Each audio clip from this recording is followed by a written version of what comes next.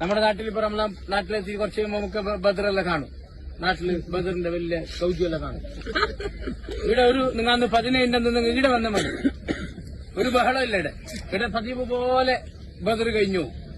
നമ്മളെ നാട്ടിലാണ് ബദരീങ്ങളെ സ്നേഹിക്കുന്നു പറഞ്ഞിട്ട് എന്തെല്ലോ ആക്കുന്ന ആൾക്കാർ. ബദരീങ്ങളെ സ്നേഹിക്കണം, ബദരീങ്ങളെ സ്നേഹിക്കാണ്ട് ആർക്ക് സ്വർഗത്തിൽ കിടക്കാനൊന്നും പറ്റൂല. ബദരീങ്ങൾ നമ്മുടെ നേതാക്കന്മാരാണ്.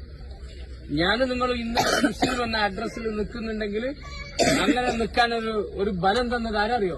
അന്ന് ഈ 300 ചില്ലാൻ ആൾക്കാർ ഇവരോട് ഏറ്റുമുട്ടിയതുകൊണ്ടാണ്. അവരെങ്ങാൻ അന്ന് പിന്മാറി പോയിനെങ്കിണ്ടല്ലോ ഇസ്ലാം ലോകത്തുനിന്ന് തുടച്ചു നീക്കപ്പെടും.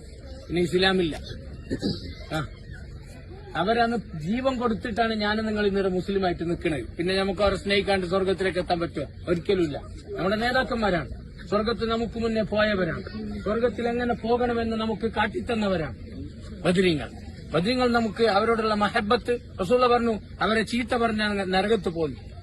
ബദരീങ്ങളോട് അല്ല പറഞ്ഞു, നിങ്ങളേന് മരിക്കോളം വേറെ എന്തെങ്കിലും തെറ്റ് ചെയ്തെങ്കിൽ പോലും ഞാൻ നിങ്ങളെ ശിക്ഷിക്കലാണ്. ബദരീങ്ങൾ എത്രയോ കൊല്ലം ജീവിച്ചിന് യുദ്ധത്തിൽ പങ്കെടുത്ത ബാക്കിയുള്ള ആള്.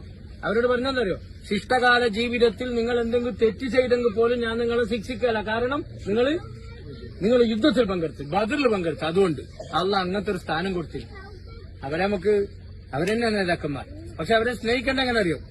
യുദ്ധം നടന്ന ദിവസം പത്തിരി നെയ്ച്ചോറുണ്ടാക്കിയിട്ടൊന്നും അങ്ങനെയൊന്നും സഹിക്കാൻ പറ്റില്ല. അതെല്ലാം ആർക്കും കഴിയും. പത്തിരി നെയ്ച്ചോറെല്ലാം ഉണ്ടാക്കി കൊടുക്കാൻ ആർക്കും കഴിയാത്ത. അങ്ങനെയല്ല മഹബത്ത്. മഹബത്ത് എങ്ങനെ അറിയോ? ഇവിടെ രക്തം ചീന്തിയ 14 ആളുകള് അവര് ഒരു ആദർശത്തിന് വേണ്ടിയിട്ടാണ് ജീവിച്ചത്. ഒരു ആദർശം. അവരെ നമുക്കൊരു ആദർശം കാണിച്ചെന്ന്. ലാ ഇലാഹ ഇല്ലല്ലാഹ്. പാതിരാത്രി പോലും അങ്ങനെ വിളിക്കണം എന്നാണ്. അങ്ങനെ വിളിക്കാൻ നമുക്ക് ചെയ്യണം. അതാണ് ബദരീങ്ങളോടുള്ള മഹബത്ത്. പ്രശ്നങ്ങളും പ്രയാസങ്ങളും വരുമ്പോ അള്ളാന്ന് വിളിക്കാൻ കഴിഞ്ഞില്ലെങ്കിൽ എനിക്ക് ബദരീങ്ങളോട് മഹബത്തില്ല. ബദരീങ്ങളുടെ നേതാവ് അഷ്റഫുൽ ഖൽഖ് റസൂലുള്ളാഹി സ്വല്ലല്ലാഹു അലൈഹി വസല്ലം. ആ റസൂലൊക്കെ കാണിച്ചതാ ഇങ്ങനെ ആകാശത്തേക്ക് കൈ ഉയർത്തി ദ്വാരക്കാനാണ്. അതുണ്ടാ എനിക്ക് ബദരീങ്ങളോട് മഹബത്തുണ്ട്.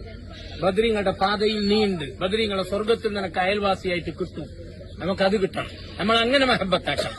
അല്ലാണ്ട് ഡ്യൂപ്ലിക്കേറ്റ് മഹബത്ത് നമുക്കില്ല. നിങ്ങൾ എന്നെ ആലോചിച്ച് നോക്കി. എന്റെ എനിക്ക് ഉപ്പുണ്ട്, നമുക്ക് വാപ്പമാരുണ്ട്. വാപ്പാനോടുള്ള മഹബത്ത് എന്താണ്? വാപ്പ പറഞ്ഞത് അനുസരിക്കലാണ് ഒരു ബാപ്പാനോടുള്ള മഹബത്ത്.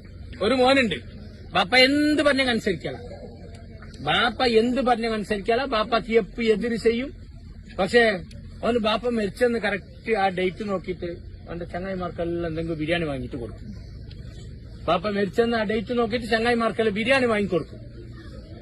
ആ മോന് ബാപ്പാനെ സ്നേഹിക്കുന്ന മോനെന്ന് നമ്മൾ ആരെങ്കിലും പറയും? ജീവിതകാലത്ത് ബാപ്പ പറഞ്ഞത് ഒന്നും എടുത്തിട്ടില്ല.